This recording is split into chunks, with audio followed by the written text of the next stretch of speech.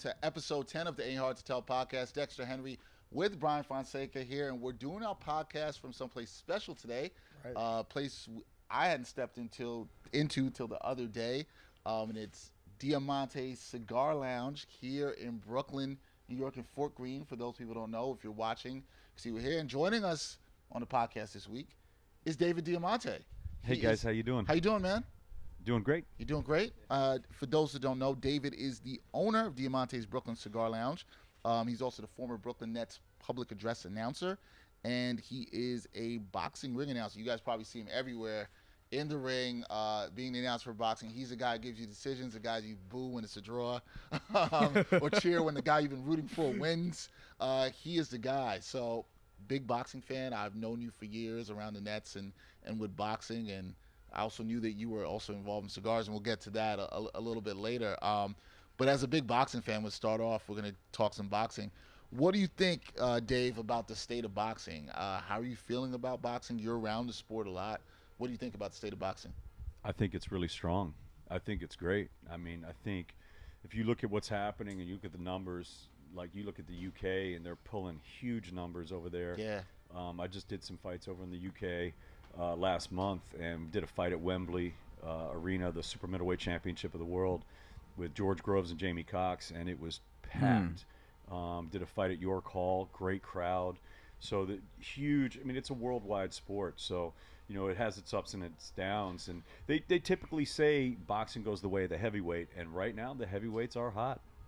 The heavyweights are hot, and the division's kind of. We were talking about this. That's what we want to get into. Was our last podcast? Was the podcast? Last podcast. It was last. Yeah. Last we had Amber Kuntz on. It's becoming very interesting right now. It's becoming interesting. It's been dead for a while. I thought, I was like, what's going on in heavyweight? Do you really care? Do you believe in the contenders right now in the heavyweight division? I mean, you know, you got guys like contender-wise. You know, you got Jarrell Miller from Brooklyn. You got Dominic Brazil. You got Joseph Parker. You got Pulev. There's a lot of different guys out there. Of course, there's also Tyson Fury. Don't forget about Tyson Fury. He's still out there. I mean, the two big names that everyone knows and that they need to fight each other, hopefully sooner rather than later, is of course Deontay Wilder and Anthony Joshua. Yeah. So we want that fight to happen. Hopefully 2018, it will be seen. Yeah, I'm over the talking. You know, you heard my point in that. This is what we've been talking about on the podcast recently, was this whole, you know, Deontay Wilder, Anthony Joshua saga, let's call it. But let's get into it. Deontay Wilder just had that first round knockout not too long ago. Anthony Joshua had a TKO right before that. But now there's kind of some promotional stuff or whatever going on. Is the fight going to happen? Like, where do you kind of stand in terms of, I guess, wanting to see the fight? You feel like, you know, there's too much BS on the side of it. You feel like they should just go at it? Like, where do you stand with that? I mean, that's just the business end of it. So, yes, do I want to see the fight? Absolutely. I mean, I'm a fan just like everybody. I want to see that fight. I think it's the best fight out there right now. I mean, we have a great fight coming up with Rigo and Lomachenko, which is a great fight. But this is a different fight because this is the heavyweights. So this just has, and both guys have pieces of the pie. And this is what the fans want to see, and both promoters know it. I think they will make it happen. You know what I want to see, and what I think would be great. You know, if you have the fight and your guy has a good showing, even if he loses, let's say, no matter who, you know, if it's Wilder or Joshua, you can have a rematch. Yeah, and you can have a rubber match possibly. I mean, these guys could put on some potentially great fights. So I am hoping that we definitely get to see it. That's promotional stuff. You know, that's definitely not on my end. But that's stuff we see all the time. I mean, you know, these guys jock for position on you know, the location and the split. And, you know, it can go down to the ring size, the glove, the weight of the glove. I mean, it can be – there's all kinds of jockeying for position on all kinds of different issues. So hopefully it'll get worked out. I mean, look, if we finally had Mayweather-Pacquiao happen, which looked like it would never happen. It was too late. But they got it together finally. And of course, obviously, there was the Mayweather-McGregor, which – whatever you think about it, it was still a hard promotion to put together with all the different factions. They did that. I think this fight will get made. I think the fans are going to demand it. And there's a couple different things going on with that right now in terms of, like, I feel like just kind of listening to everything and just kind of absorbing everything going on, I feel like Deontay Wilder and his side with Lou DiBella, like, they seem to want it more as far as what they're telling everybody. are you kind of seeing that element of it? Do you feel like Wilder's side wants it more? Because, you know, Joshua has the leverage. He obviously puts, you know, he sells out Wembley Stadium. Basically, he sells out the UK fan base. Yeah, and he just had the huge fight in Cardiff, Wales. I mean, it was an incredible largest crowd for an indoor against Carlos Takam. You know, he put on a good showing. So yeah, Takam is tough. Fight. Yeah, he put on a good showing. And it wasn't, you know, the top flight, I guess, challenger that people would expect. No, like Joshua sells out against whoever he fights, so he has all the leverage. And Wilder's saying that he's willing to go out in England I wouldn't say and fight he has him. all the leverage. I think there's definitely leverage there. I think there's leverage on the other side also. I mean, you know, Deontay has the green belt. You know, he's got the WBC strap, which a lot of people, you know, look to. So yeah, they're you know. Joshua has two big pieces of the pie. Wilder has one. So, you know, I think, yes, Joshua does put more seats in, and that's definitely a part of it. But again, this is stuff that, like, to me, it's not for me to decide who does what where. I just want to see the fight. Yeah. So I don't care if it happens in my backyard. You know, it could happen in a 7-Eleven parking lot. Like, right. I want it to happen. I want to see it. You know, that's what I want. I hope they work it out and they're happy with it, but I just want to see the fight. I hope they do it in a 7-Eleven parking lot. I'd be fine with that. Does the business end of that sometimes in boxing, does that bother you, Dave, that we sometimes have this drawn-out process where it takes a long time for these fights that the public wants to see, as you said before, actually happen? I mean, Dexter, it's great when you let a fight marinate. Sometimes you know, it's like you let it marinate, but then there's a point when you don't want it to get ripe and to get old and to go bad. Exactly. You don't want it to spoil. Right. So there's a prime time for it, and I get that. But like I'm saying, these guys are two guys that really could put on a great show. I think it really is almost like a 50-50 fight because going in, I mean, both guys have a lot of power. Both guys have some weaknesses, and it's kind of like, you know, early it might be Wilder, late it could be Joshua. I just don't know. I think it's going to be a really good fight, and it also depends on who shows up that day. Like sometimes, you know, like the thing with a lot of different sports is they play so much. Like different teams will play, you know, basketball teams, football teams, they play quite a bit. But boxers don't fight that often. So when you fight, it's like you really have to do a good showing. But sometimes you might wake up and you might have you might be sick, or you know, you might not have gotten a good night of sleep, or there could be so many different factors. It just might not be your day. It's like, who makes that mistake? When you have guys throwing punches like Joshua and Wilder, one mistake and you could be going to sleep. So you're kind of in the camp of me on that fight that I could see either winning. This guy here is kind of. Don't misrepresent me now. I'm not going to call him a fan, but he really thinks I'm not. Wilder has a huge advantage. Which not huge advantage, but I think. You think he's going to knock Joshua out? I do. I do think he's going to knock him out. I think it's possible, but I'm not as confident in that. I think Joshua has an excellent shot as much as I would say Wilder has. I'm kind of with you on the 50-50. So do I. I think it's 50-50 fight, and I mean, you know, this is why they fight. If we knew who would win, then we wouldn't have the fight. We just say, well, he wins. I'm not saying it. I'm not saying that way. He loves Wilder. But no. Hold on. Now you're doing the Freddie Gibbs thing. Yes, first I of am. all, but that's another story. Yeah, but basically, I think like if you're going at it in terms of making a prediction or whatever the case may be, I'm rolling with Wilder, and I have no doubt that he would win on that, you know, I guess spectrum of it. If you had to make a prediction, Dave, what are you? I'm rolling with a trilogy, man. I just want to see good fights. Okay. You know, I want to see some, you know, bang up action. Like, let's do this.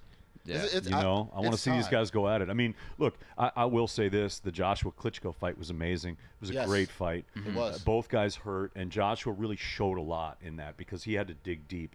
I think it's going to be a nice little dust up. So I definitely want to see it. What are some other fights? Because, you know, moving on from kind of the heavyweight division, but we also have Errol, Spence, Keith Thurman, like the welterweights of the world. And recently, Lomachenko, who you also spoke about, who I love. I think he's tremendous. Exactly, and he's fighting on December 9th. So recently, at that Deontay Wilder fight when he fought Stavern, they had the press conference with Keith Thurman, with Errol Spence, and they basically said, like, yeah, they want to fight each other. It's just not going to happen anytime soon. But Keith Thurman, he's coming off the surgery, exactly, and injury or whatever. Yeah. So it's going to take a little bit of time. You know, Spence, had that great showing against Kell Brook. You know, went to his backyard and took it over there, and I think he's, you know, one of the marquee names in that weight division right now. So I think a lot of people are going to be looking to him, or not, or ducking him, depending on what they want. But I mean, you got Shawn Porter too. He wants those names. I mean, Shawn Porter's out there. He had a win on the Wilder card. Yeah, he fought on that card, and he really wants that. So we'll see what happens. That's an exciting division also. So I think there are a lot of great fights to be made out there. There are a lot of sharks. What are some other ones you're looking at? You're looking forward to, perhaps? Well, there's just some guys like I'm looking forward to some guys coming up. Like there's a kid named Charles Conwell, fighting out of he just fought on Showbox. Yeah. He's a young fighter, but he's really a great looking fighter. I mean, Olympian, and he finally went the distance. He didn't get a knockout in his last fight, but he had a good showing. Tough kid. There's another kid. We did a fight last night at Resorts World Casino here in New York City for Evander Holyfield's promotion. Yeah. And there's a kid named Edgar Berlanga. He's 5-0, all 5 knockouts, and he got another knockout last night. He's 6-0, 6 knockouts. He's an 8-time national champion as an amateur.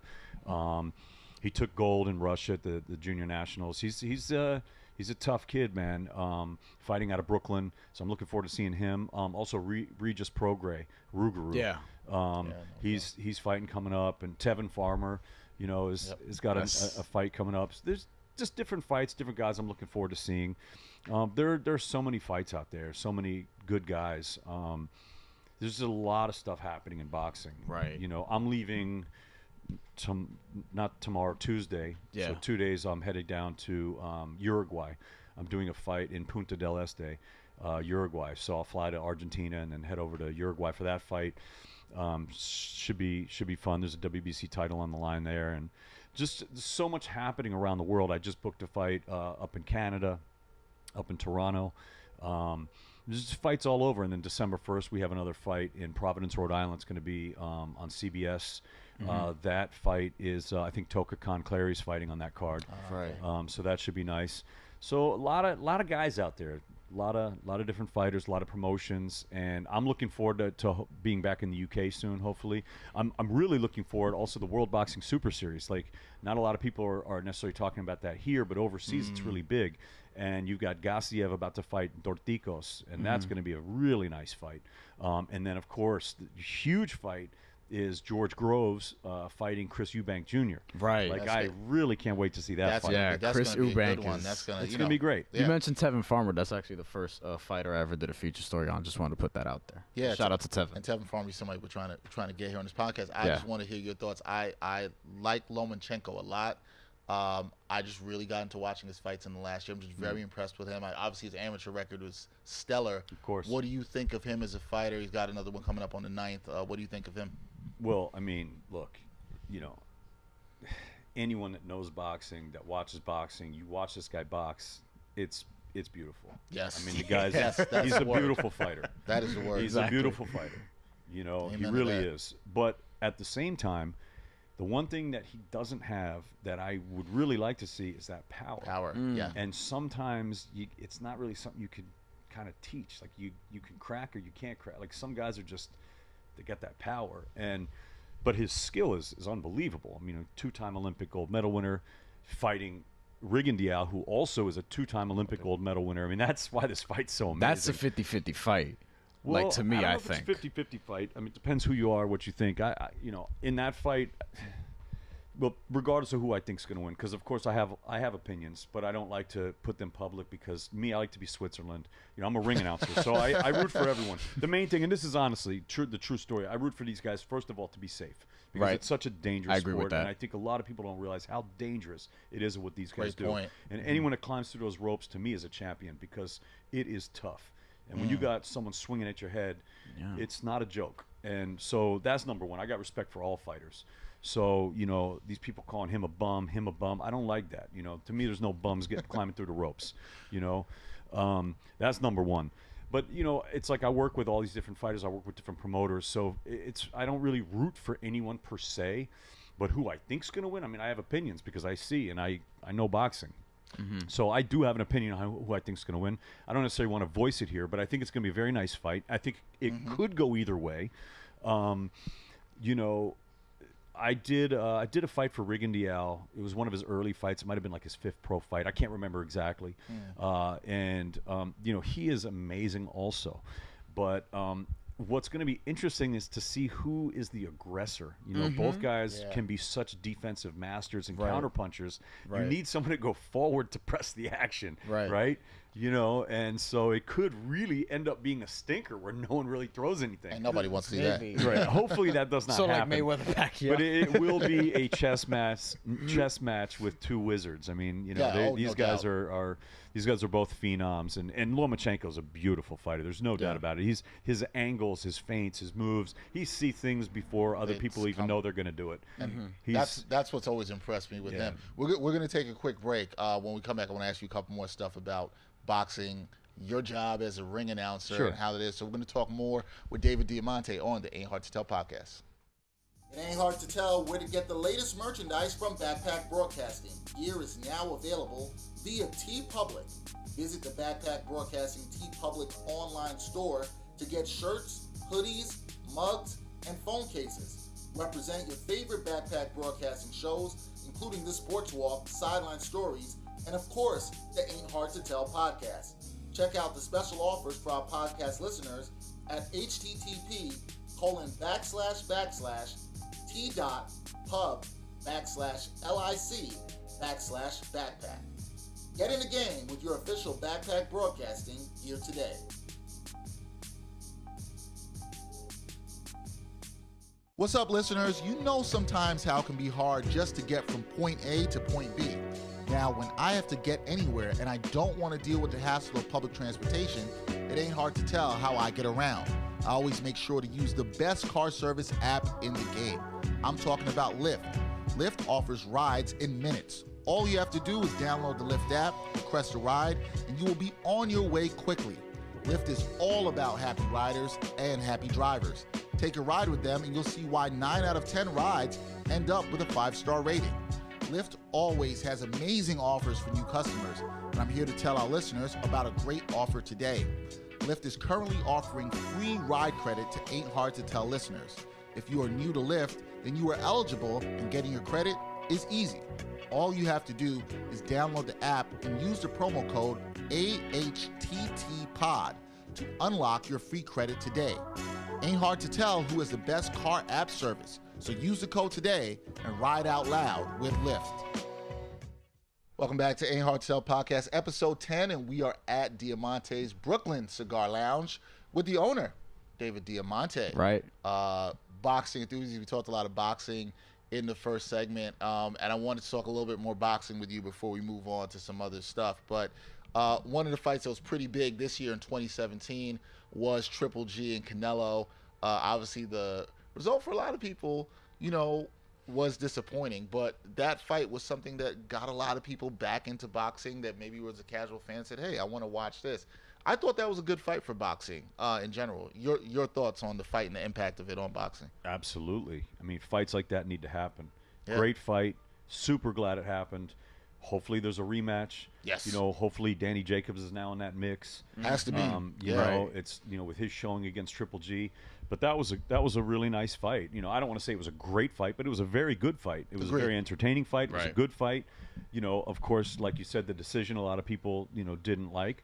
But be that as it may, absolutely great fight. Very glad it happened. It needed to happen, and it happened. That's why, again, going back to Wilder Joshua, I believe it'll happen because the fans dictate it. If the fans really want it, it will happen. Hopefully, yeah.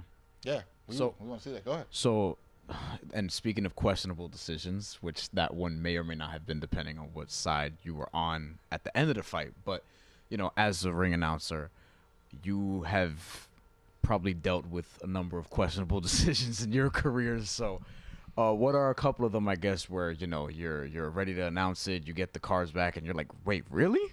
Like, is this right? And, you know, kind of trips you up, but, you know, some weird ones that you've come across. Well, it's definitely happened, you know, and I've even had it where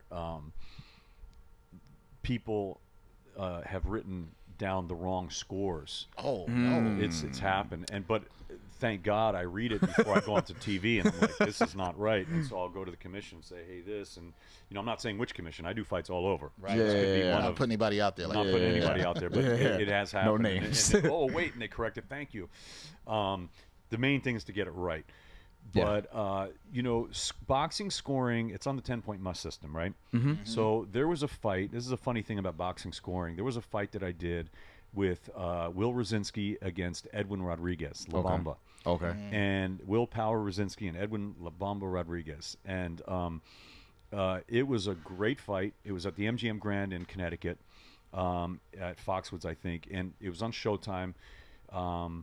It was a very close fight. It was a close fight. But you got to imagine this. It was a 10-rounder. If one guy is just eking out each round, okay, every round, but I mean very close, what's that score? 10-9. It's 100-90 at the end of the fight, Right. which is a shutout. Everyone, right. Doesn't necessarily reflect how close the fight is. how close the fight was. Right. And that was the case in this fight. So what happened was you had big crowds for both sides. I get the scorecard. Fight was very close, but the judges saw that I'm not saying this is what happened. This is what the judges saw. They thought that Rodriguez had edged out Rosinski in this fight. Okay. I get the scorecard, and people were on their pins and needles. What's the score going to be? Could be a split, could be a draw, could be anything. It's 100-90, all three judges.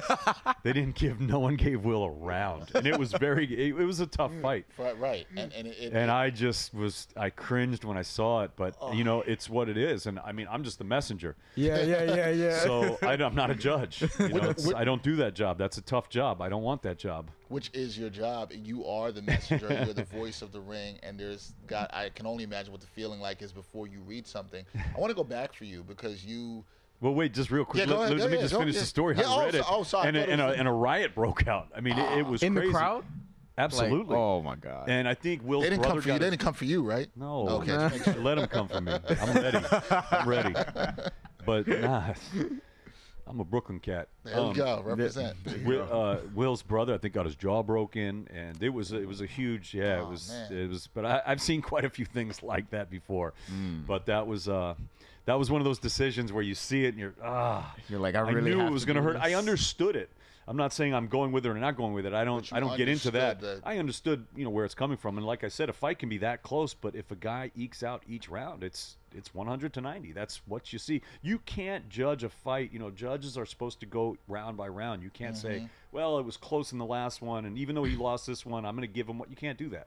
You have to go round by round. That's how it works. Yeah. I wanted to ask you about, obviously, just going back for you, just how you got into being a boxing ring announcer. Like, what's your story behind that for people who might not know? Like, how does one become a boxing ring announcer? I know when I first met you, I remember when we first met, I think I met you at the Nets unveiling their logo, I believe was at the Models in Atlanta. Right. That's when we first met. Oh, that was a great day. That was with Brooke Lopez. Brooke Lopez and came. Yep. Adam Silver, I think, was Yeah, there. Was David Stern? That was Adam Silver. The NBA Silver, commissioner. Adam Silver was there. He was deputy commissioner. He was there. deputy commissioner. And he came for that We event. had Marty Markowitz. Marty Markowitz was there. You remember the event very well. Yeah, that was an historic day. Yeah, it was. That was an historic day. And I was the first time Beautiful day. I met you and I heard your voice. I was like, yo, I knew you were going to be the PA announcer for the Nets. Yeah. I was like, yo, he's got a great voice. Thank you. And obviously that works well for you in the ring with being an announcer. You got to have a great voice, so that's one. But Sure. I think people listening or watching, they might say, well, how does one become a boxing ring announcer? So what's your story? Well, it's not like a normal avenue, Yeah. It's not like it's a very niche position, obviously. To me, what makes a great ring announcer at the end of the day, or makes a great anything, is they got to love it. They really have to love it. So obviously, I'm very into boxing. I used to train in boxing, and I have a lot of background in that, which I can tell you about. But the main thing is just, like, I'm super passionate about it. I care a lot. I'm really interested in it. I love doing it. So no matter if you're slapping pizza pie or if you're, a sanitation worker, or you're a judge, I don't care what you are, a teacher, you have to be passionate about what you do, and you're going to be good at it, Yeah. So I believe that, and you have to really love it. Now, me, I started DJing at a radio station in 1988. You're listening to WGMU AM 560. that voice is So, great. I was like this. There you go. I was this, radio DJ. And I didn't do it for a long time. It wasn't what I wanted to do. And I moved out to California. I was a drummer. I've done a lot of different things. You know, I've worked. Oh my God! I mean, I've been a bike messenger. I've been a pizza maker. I've been a bodyguard. I've been a bar back. I've been a bartender. I worked in a chicken shack. I've done so many different jobs. But one of the main jobs I did was I was a drummer, and then I became a DJ, like a club DJ, and I was doing that, and I was always an MC on the mic, and people used to always talk about my voice, and it never put two and two together. I didn't even think about doing something with my voice. It just wasn't on the radar. Right. I was just, I was a DJ, and obviously, well, not obvious, but I've had a love of boxing since I was a kid, so I was really into boxing. Very, very into it, and I was training out in California, trained at King's Gym, trained at Grinelli's, trained at different places, and came here. I was training here in New York also, but either way, I always loved the ring announcers. I love the pageantry of it, because sometimes the fights, fights can be stinkers sometimes. Like, you have great fights and you got bad fights. Yeah. And they say styles make fights, but a lot of times, like, you put two styles together that you think is going to work, and it doesn't work. It just happens like that. Yeah. And sometimes you get magic. It's just, that's one of the things. Like I said, that's why we fight, because we don't know what's going to happen. Right. If we knew, we wouldn't have to do it. But that's why these guys play. We don't know who's going to win at the end of the day. Right. So sometimes the fights are good, sometimes not so much. But I always loved the ring announcers. And, of course, you have the Michael Buffers and the Jimmy Lennons, which are great. But those weren't my favorite guys. My favorite guy was Ed Darien. Yeah. I loved Ed Darien. What did you like about him specifically? He just was this classic guy with big, thick glasses, and he always had like a carnation on, and he would always say each fighter, no matter where they were from, like most of his fights took place in like Atlantic City, because he was kind of based around there. And the guy would be like, say, from Philadelphia, just right down the street. He'd say, "This young man comes to us all the way from Philadelphia." It's right down the street. It's not all the way. Yeah, like a 20-minute drive. Yeah, but it was just, I just loved his style. He was just a gentleman, and he pronounced the last names twice, which you do, which I do. Yeah. I've always noticed that about you. That you keep that tradition going. So correct, because it's a tradition that used to be in boxing back in the day, and they say that the reason someone asked me that today. We had a big party today. I had brunch with Evander Holyfield and the whole Real Deal Sports and Entertainment team. Humble brag. I don't know what that means, but you know what that means? He's kind of saying you're kind of putting that you're out there with the stars. Like, yeah, no, it's a name drop. Well, it's a team. It's not just me. It's also a joke. He's joking, but you're out there. No, with but Evander's an amazing guy. We had a show last night. So Evander, I mean, I want to put him out there because he's doing a great job. I mean, this guy is at every event, and he takes care of his team. So today we did a brunch for all of us. It wasn't just me. There was a whole lot of people there. Mark Breland was there. New Legend Boxing was there. Fists of Legend was there. A lot of different people were there. It was really fun. And now I forgot my point. Somebody asked you. So they were asking. They were asking me why I do that, why I say the last names twice, and where it comes from. So back in the day, before they had like the PA systems, the guys would say, John Smith. And then he'd go to this side, John Smith. Really? And I didn't know that. And he'd yell the last name twice so that each side could kind of hear it. And that's kind of where it started. Supposedly, that's the lore. But it went on through the ages, and a lot of guys used to do it. And Ed Darien was kind of the last one doing it. And I loved him, and I picked it up. And something happened. I got an award at the Ring 8, the New York Boxing Hall of Fame, which is really, really great. Okay. They gave me an award, which was very, speaking of being humble, that was very humbling for me. No, it really was. It really was. Right. And I think the commish, Randy Gordon, got up and made a speech, and he said that he knew that Ed Darien was like one of my favorites, and he said before Ed Darien passed, I talked to him about you, and he said that you were his favorite, and it really made me feel so good. So that was big for me. Yeah, that was big. That's crazy. So I just learned something. I didn't know the lore behind that. Me neither. Yeah. I've actually always wanted to know that, and I just realized that I didn't know that before. Yeah, we learned something. Exactly. Yeah. Well, getting back to like tough decisions real quick, because I just remembered I had a theory I shared with you after the Triple G Canelo fight, which was, why doesn't boxing go from 12 to 11 rounds for title fights? This way you have an odd number and you get less ties. Therefore, you have more wins, losses, whatever. Maybe, money could play a factor, whatever. But do you feel like that's something that could make sense? And it's also one less round of punishment. I forgot to throw that out there. But do you feel like that's something that makes sense in terms of like, because you figure 12 rounds, you're going to get more decisions because if one guy wins half the rounds, another guy wins half the rounds. With the 10-point system, it's just going to be, you know, it's going to be 114, 114. So if you go 11 rounds, maybe you have more wins and losses as opposed to ties. Do you feel like that's something that, not that it would catch on because they're not going to do it, but do you feel like that's a realistic, not realistic theory? I heard his theory on it, but I'd be curious what you think. But what do you think about that? No.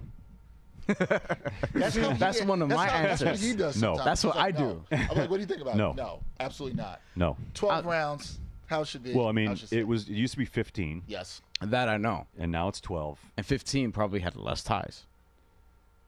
Regardless of that, But- I mean, but what first of all, about it's not a the tie; health it's of called a boxers? draw. Draw. Yeah. But no. Why? Yeah. Just curious. Why not? I mean, it's like, to me, boxing's perfect. You know, I love boxing. I'm kind of a purist. I like to keep it the way it is. I love history. I don't like tinkering and I'm not into that. You know, they talk about having judges wear earphones so that they can drown out, because a lot of the thing they say, you know, judge a fight with your eyes, not with your ears. Because Right. let's say you're in some guy's hometown, he throws a little pity pat punch, the whole crowd's and then the other guy hits a big punch, no one says anything. You're gonna go score because this guy you think hit bigger punches because the crowd's going more. I don't go for that.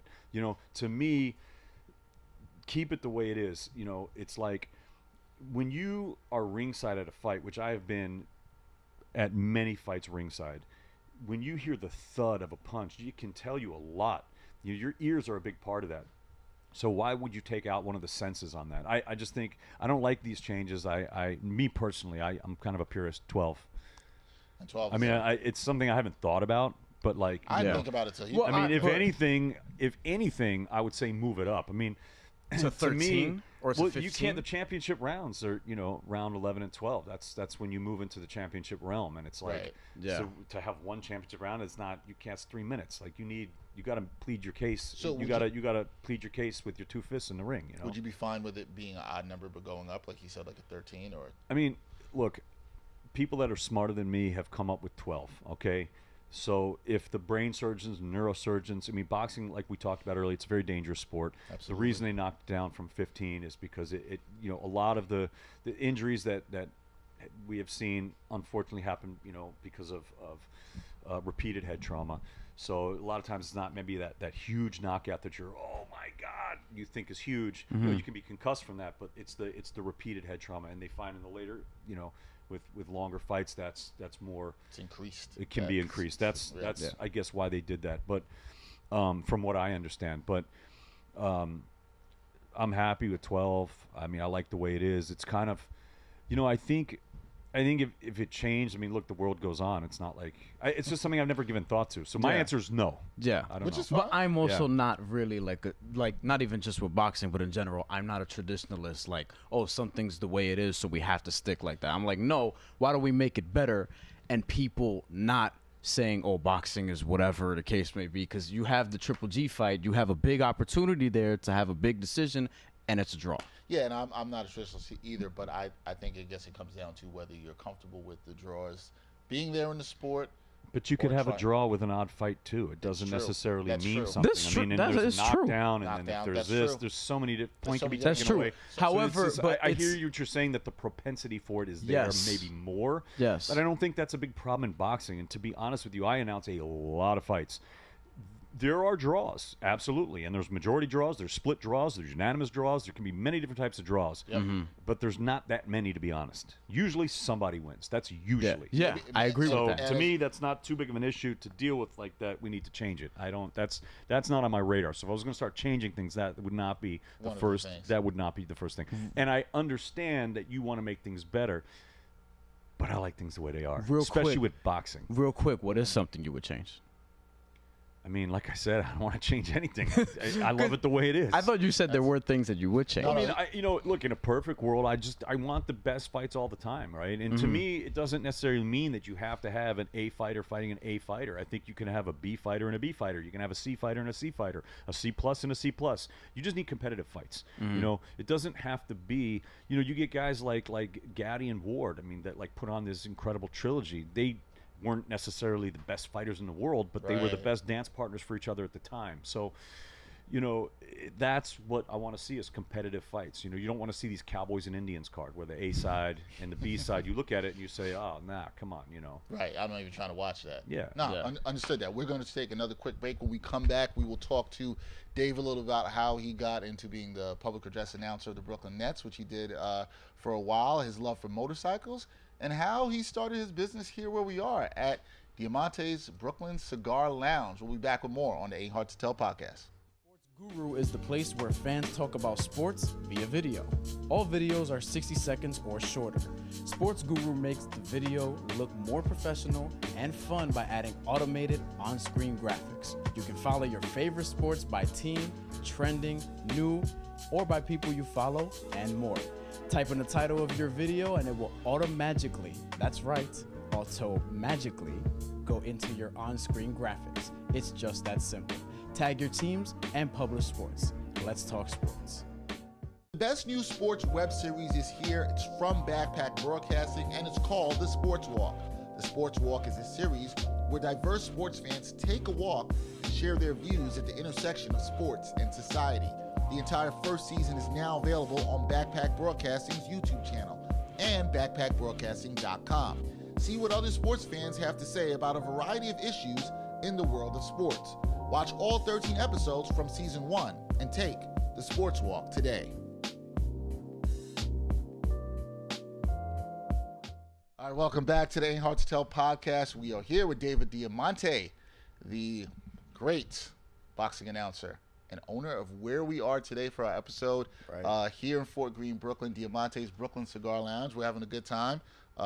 This is a great place for anybody who hasn't been. I've seen you can come, chill, smoke a cigar if you like cigars. They have all different kinds of flavors. You bring your own bottle, right, Dave? You get to chill and just enjoy the experience. I guess I'll start with you and say, you love boxing. We know that. From knowing you, I know you love cigars, and you decided to start this business. You and I both being Brooklynites and living in Brooklyn, we talked about how there are not a lot of, historically there has not been a lot of cigar lounges in Brooklyn. So you decided to do this. Was that well? part There were of none. That was the problem. I mean, the fact is, like, I love cigars. I'm really into cigar culture, and it was kind of like one of my favorite pastimes. Doing all the different things I did, I'm always running around. Yeah. So when I'm not running around, I want to relax. Right. This is kind of like my meditation, but it's like my man yoga. Like I come here and I just kind of like let it go away, you know. Because I don't walk through the street smoking a cigar. I don't do that. I smoke when I have the time for it. You know, you don't rush a good cigar. No. So to me, it's like, you know, I would kind of gauge it as far as like time. People be like, "Oh, how much time do you have?" I got this much. You know, depending on by cigars. You know. So if I have that much time to smoke, then I'll do it. I don't need a cigar, but if I have the time and I'm not rushed, I will smoke a cigar. And I always said you can smoke a cigar for one of three reasons: conversation, contemplation, or celebration. So, 3 C's. like a great conversation. Sometimes I like to sit by myself, think about my day, think about the next day, think about different things, smoke. It's very meditative for me, like I said. Or, of course, a celebration. You're with your friends, you're celebrating something that's very nice. But I always used to have to go to Manhattan to do it. We didn't have a cigar lounge in Brooklyn, and I just didn't know why. And so, yeah, I wanted to open up my own business. I chose to do this, and that's what I've done. And I opened in 2009, and it's been great, man. It's been an amazing thing, and it's sparked a whole lot more to kind of pop up in Brooklyn since, and some have shut down and some are still there. But either way, it's great. It's achieved what I wanted to do, you know, because this is really like a neighborhood living room. You get everybody coming through here. Doesn't matter race, creed, job. It just doesn't matter. Like, you have guys coming in here and just like they mix it up. You know, some cigar places you go in and people are a little standoffish, cliquish. It's not like that here at Diamante's. It's just, I don't know if it's the vibe that we've set out from the beginning. You know, part of it is kind of how I set this place up, and the room that I chose for it, because the distance that these walls are from each other, a guy sitting against that wall can still talk to a guy over here without having to scream. It's very intimate for those. It's very intimate, yeah, but like if there's people over here, we can talk to them without yelling. I set it up. There was thought came into this. You know, you got to remember I came from a background of nightclubs and bars, which I was a part of for many years. So I mean, I know there is, you know, as John Taffer would say from Bar Rescue, this is a science, you know, but it really is a science. There's a science to it, and so that was part of my aesthetic and idea that I wanted.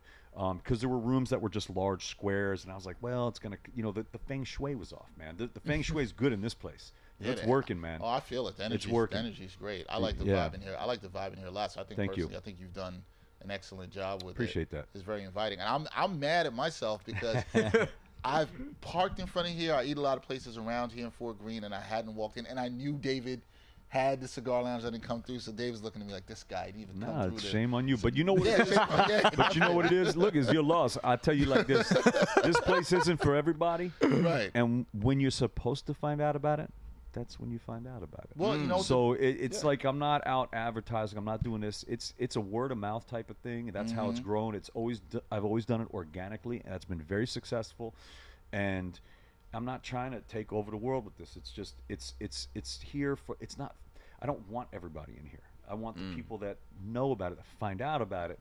It's on a little side street off. This is all by design. You know, I could be on the main thoroughfare with a big neon sign, but that's not what I want. You know, we don't have a big sign. We don't have there's no big fanfare. It's just a small neighborhood cigar spot with black and white photos of my family on the wall, boxing pictures. That's really it, man.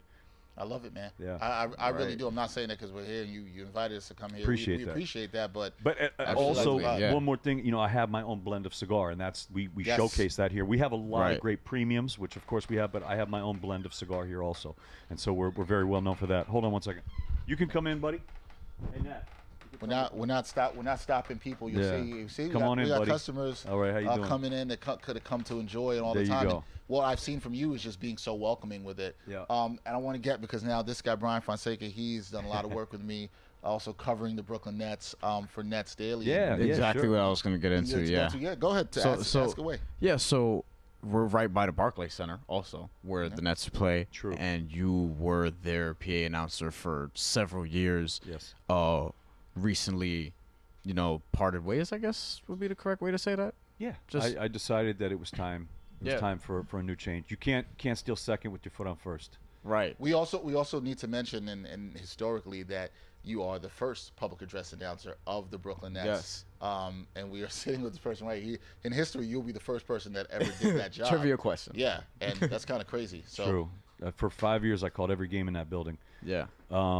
And I did it for 6 seasons because I did their final season in Jersey. Yep. Right. I did all 5 here in Brooklyn for the first 5 seasons in Brooklyn. And, so. I guess what was that experience kind of like, just being, because you were here for that transition. Well, and you had already had the cigar lounge too, so it was kind of everything all in one area. I gotta say, I mean, it was a great experience, absolutely great experience, but it was more than that to me because it wasn't just a job, it wasn't about the money, it was something I believed in very deeply. You know, it's like Brooklyn is a different type of a place. And even though I wasn't born here, I've been here for many years, and my family's all from here 5 generations back. So I remember as a kid my mother talking about how, you know, when the Dodgers left the borough, how dark of a time it was. And it's been a lot of years since this borough has had a professional sports team. So for me, it was like it took on a much larger thing. It was like I never overlooked it. It was like, oh yeah, you know, it's just a job. No, like this is like a huge deal. Brooklyn's like unlike any other place. It's not like a normal city. You know, it's not. People from here like understand it. It's Brooklyn's different. There's a lot of history here, a lot of roots here, and this so many things come from here, and people are very proud of this place.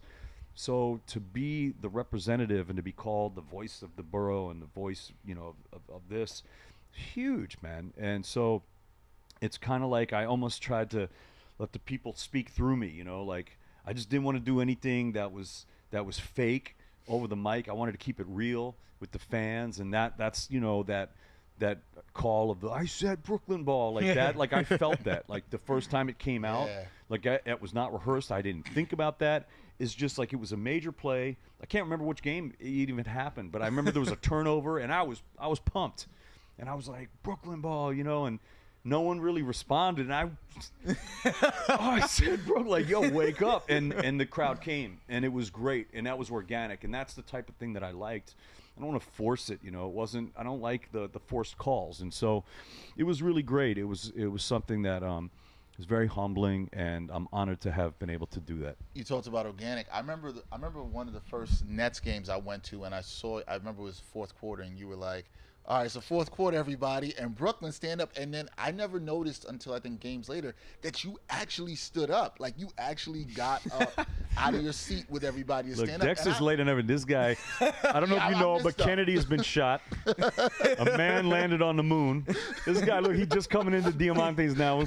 Been here over 8 years. Parks in front of the place. Every game, I stand up, Brooklyn. I make a speech, you know. I never realized. I would always talk about like all right, Brooklyn, check it out. It's the fourth quarter. Yes, I remember you know, that. And I loved it. You know, and I always stood up. I grabbed the mic. Let's go. And you know, like there was a time recently. You know, I had my broken arm and I was doing it because I had a motorcycle accident. And I broke my arm in 5 places. It was pretty bad. I had a sling, so I'm kind of like this. And Dwight Howard's trying to throw my mic down, and I was, you know, we were tussling. It was funny, you know. He obviously was doing it for fun, you know. It wasn't a mean-spirited thing, but right. Yeah, that was my thing, man. And that was organic too. That's kind of the point I was getting at. That was an organic thing that kind of came out with the Brooklyn stand-up, and you actually standing up, and then everybody would stand up too. And I always thought it was dope. Yeah, even thank though I was you. late to the party. Right. No, man, but you know, it's just a lot of fun. It was a lot of fun, and you know, I think it's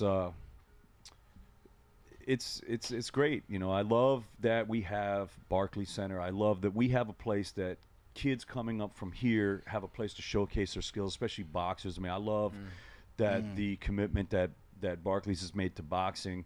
I love that with the Brooklyn Boxing. We have a lot of shows here. It's become one of the marquee arenas here in New York, if not the. So, and that's great. And of course, you know, the Garden is still the Mecca, and it's very well known. It has the history, and that's great. But Barclays is creating its own, and that's great. To be a part of that is, you know, it was a wonderful thing. Yeah, definitely. I also learned, I didn't even know this. I'm late to this too. Till this should be good. This podcast. I did not know about your love of motorcycles. You kind of alluded to that too. Oh, and yeah. I think that was your motorcycle we saw outside. It when is. I came in. I'm actually parked right behind it. And it was like, oh, it's got to be Dave's. How did the? You break it, you buy it. I did not ding it. So you can check it out. But how did the love of motorcycle, was that kind of always there, like boxing for you too? Right. Yeah, I've been riding motorcycles for years. And the main thing for me, like I do a lot of world travel. People out there that don't know, I travel a lot. So usually when I travel, I try to either buy or rent or somehow get a motorcycle no matter where I am. And I find it like the best way to explore a place. You're part of the environment. You can get in and out. You can reach places that you wouldn't necessarily be able to reach in a car or something else, other type of vehicle. But I love motorcycles. I just always have. I don't know. I have 3 bikes now, you know, currently. But it's not about that. It's just I just love motorcycles. And I just came back from a trip. I was in Sri Lanka. I was in India. I was in Malaysia. I was in Thailand. I was in Laos. I was in Myanmar. And I was in Shanghai just on this last trip. Yeah. And I got a motorcycle in Sri Lanka and was able to ride around, which is incredible. And I did it in Laos also, and also in Burma, you know, Myanmar. Yep. And it was just wonderful, you know, learning. And I just rode a motorcycle through India, up through Kashmir to the Pakistani border, and Srinagar and Jammu and Kashmir and Amritsar and Chandigarh and different places. And I don't even know some of these places. I went to the Dalai Lama's house in Dharamsala and McLeod-Ganj, and you know, I'm always exploring. I just rode through El Salvador, Colombia. Do you have a specific type of bike that you're searching for when you're exploring, or is it like, hey, whatever's gonna handle this terrain the best, or wherever I gotta go through? It just depends. I mean, different places have different things that are available, so I'm not super picky about that per se. It depends on the road conditions, and it depends what's available. You know, in Vietnam, I bought a small little bike for not too much money, and I was able to sell it back In India, I was able to get a Royal Enfield, which is a really cool bike. So that's the bike I bought there, and then I sold it back. And sometimes I just rent them. So it just kind of depends. So if there's a motorcycle sponsor out there, I'm working on a new TV show now that I'm going to be kind of doing my travels. So I've been traveling the world like this for. I see it on Instagram, man. We see it. Yeah, if you want to, for a while, man. Big plug for the Instagram at David Diamante. Yep.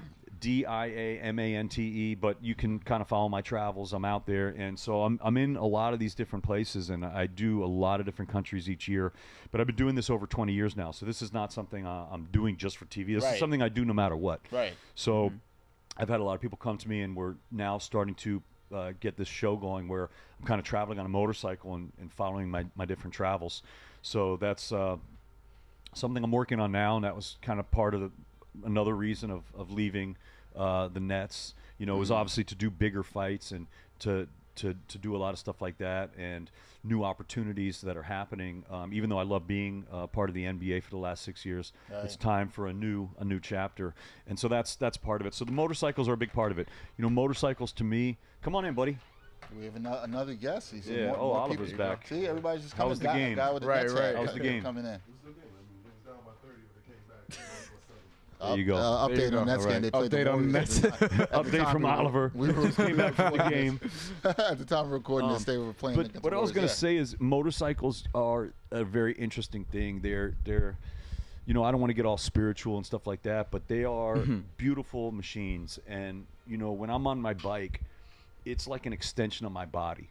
And, I don't think downshift or hit the clutch or this. It's like literally it's like a part of my body. And it's like when you walk, you don't think like put your foot down, fall forward, put your next foot down, fall forward. You just do it. It's you your just body. do it. It's the same thing for me with a bike. It's just it happens. It's almost like an extension of my body. And if anything's wrong, I'm talking small, I know immediately. Like something's wrong. Like I'll pull over, check. I'm like, something's wrong. I just know. You can feel the bike. The bike talks to you. It'll tell you things. The machine will tell you things. If you listen, you got to be in tune. Got to be in tune. I think one thing people can take from this podcast and our conversation with David, because we're out of time, is that, look, you got to do what you love.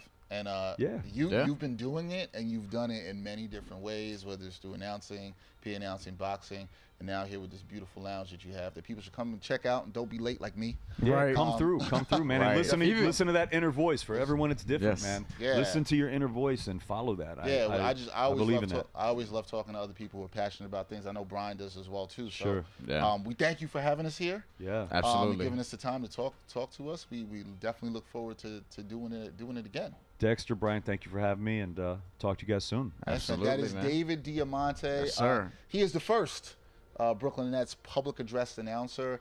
He is currently just a tremendous. You can't miss him. He's got the long flowing dreads.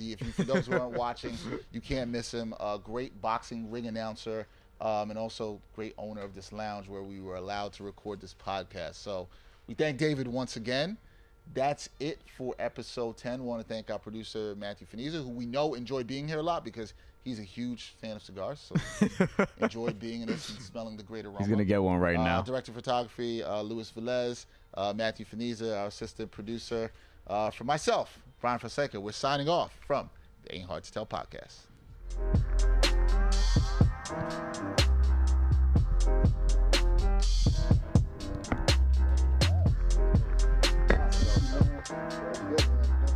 Try to throw me on the bus with a humble brag.